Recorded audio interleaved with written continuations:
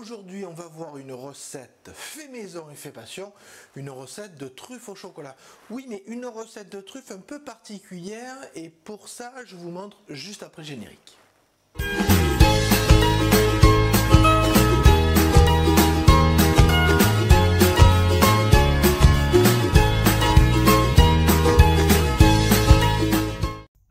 Donc certes, on va faire des truffes au chocolat, mais on va utiliser une recette qui est faite par ChatGPT, c'est une intelligence artificielle. On va voir, écrit une recette de truffes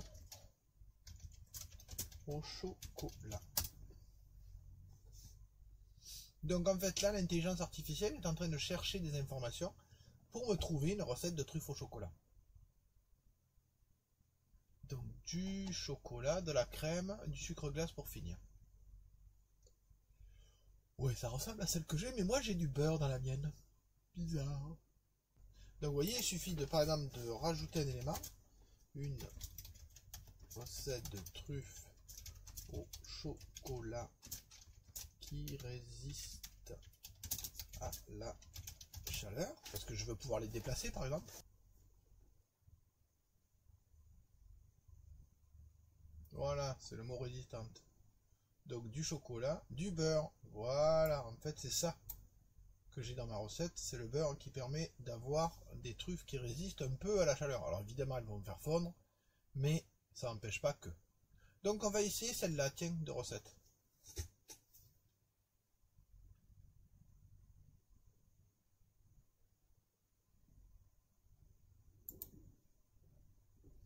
Donc vous voyez que cet outil vous donne des réponses rédigées, qui sont quand même très bien faites, et qui sont uniques. C'est-à-dire que ça, c'est pas une recette qui a été trouvée quelque part. Donc maintenant, on va voir. Donc c'est bon, j'ai demandé à l'intelligence artificielle une recette, elle est là, je vous le mets dans la description, donc je vous montre les ingrédients et après on passe sur le robot, vous allez voir c'est super simple. Alors le robot il est surtout là pour m'aider à faire fondre les ingrédients en ne dépassant pas 60 degrés parce que ça permet de ne pas altérer les qualités gustatives du chocolat. Si vous n'avez pas le robot, il suffit de faire chauffer au bain-marie, c'est-à-dire vous faites chauffer une casserole d'eau chaude. Et dedans, vous mettez une casserole dans laquelle vous mettez votre chocolat et votre beurre à fondre. Même chose que pour le robot, ça évite de trop chauffer le chocolat et ça lui permet de garder une texture onctueuse et de garder tout son goût. Allez, on passe aux ingrédients qui sont ici. Alors pour les ingrédients, vous avez donc besoin de 200 g de chocolat, de 50 g de beurre, de 100 g de crème liquide, d'un petit peu une pincée, alors ça c'était pas dans la recette, c'est mon idée, parce que je pratique le chocolat depuis un moment, c'est une pincée de café en poudre, de café lyophilisé. Ça permet de relever la saveur du chocolat sans en modifier le goût. Et vous avez ici 50 g de sucre en poudre. Donc vous voyez des ingrédients relativement simples. On passe maintenant sur le robot pour voir ce qu'on va en faire. Donc sur le Cooking Chef, j'ai monté cet accessoire, hein, c'est la lame souple qui permet, on le voit, vous voyez, c'est souple qui permet de racler les bords et de mélanger les ingrédients tout en les fondant. Donc les deux premiers ingrédients à mettre sont le chocolat, les 200 g de chocolat et les 50 g de beurre. Alors je rappelle que le beurre est là pour permettre d'avoir des truffes qui résistent un peu mieux à la fusion. Alors ça ne veut pas dire qu'il faudra les laisser à la chaleur, hein, mais ça veut dire que vous pourrez les sortir pendant quelques temps sans que vous craigniez que votre ganache fonde complètement.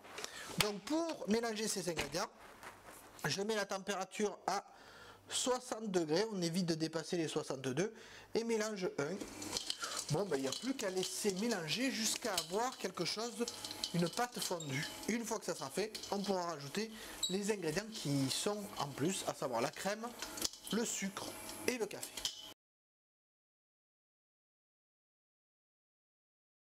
Voilà, j'ai une ganache homogène, donc je vous montre ça avec mon téléphone.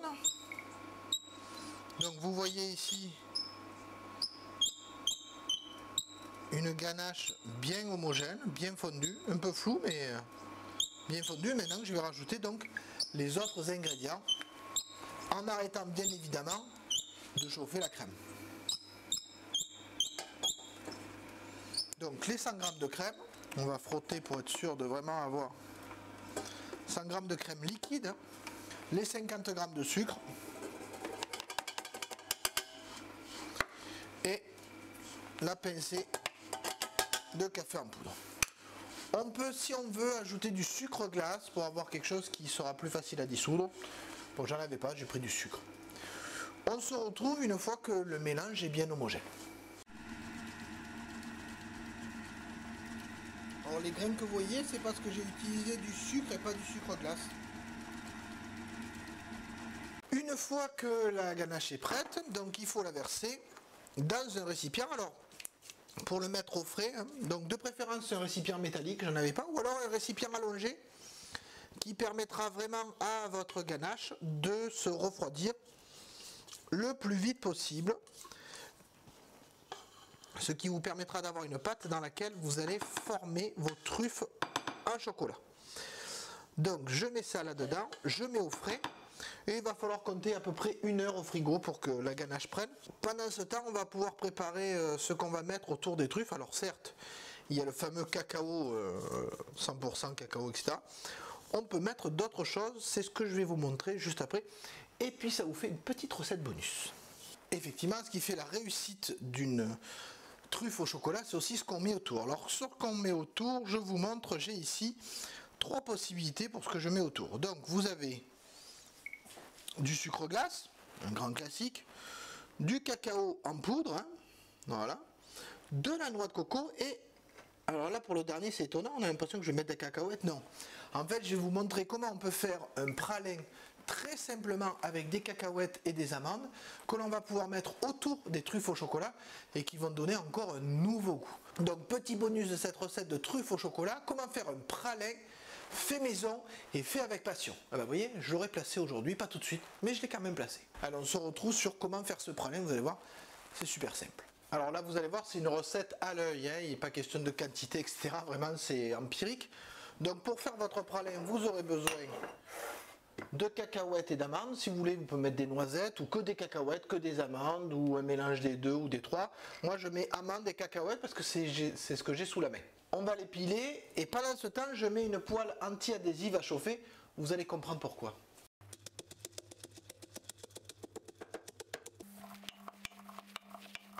Voilà, maintenant que j'ai grossièrement concassé mes cacahuètes et mes amandes, je les mets dans la poêle pour un peu les torréfier. J'en profite pour récupérer ce qui ne s'est pas assez concassé, principalement les amandes. Et là je vais faire revenir mes morceaux d'amandes et de cacahuètes à la poêle pour les faire légèrement torréfier.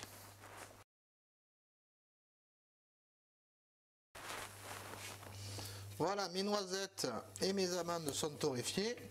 On commence à griller, je baisse un peu l'intensité du feu et je vais couvrir de sucre mes mélanges. Vous voyez, il n'est pas question de quantité, etc. C'est vraiment à l'œil. Pendant que ça fond, je laisse fondre doucement. Pendant que ça fond, je vais préparer un papier cuisson. Vous allez voir pourquoi juste après. Ça y est, mon caramel est formé. Vous voyez qu'il englobe bien mes cacahuètes et mes amandes. Maintenant, on va voir ce qu'on va faire de ce mélange de caramel plus cacahuètes plus amandes. Donc, je vais le retirer du feu et je vais le couler directement sur mon papier cuisson. Donc, vous voyez que j'ai mon papier cuisson ici et je vais couler mon mélange ici tant qu'il est chaud. D'où l'intérêt d'avoir une poêle anti-adhésive. Hein. Voilà.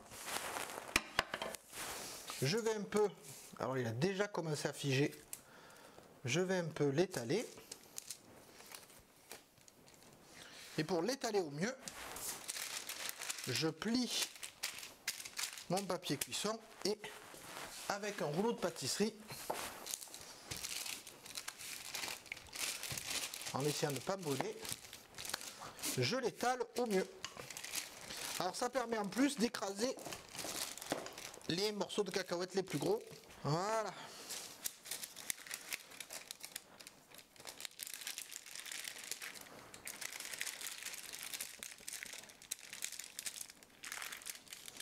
Voilà, on laisse refroidir et on va passer, ah tant pis pour moi, à l'étape d'après. Maintenant que ma plaque a durci, je vais la mettre très simplement dans ce bol blender et je vais le mixer au robot. Et on mixe.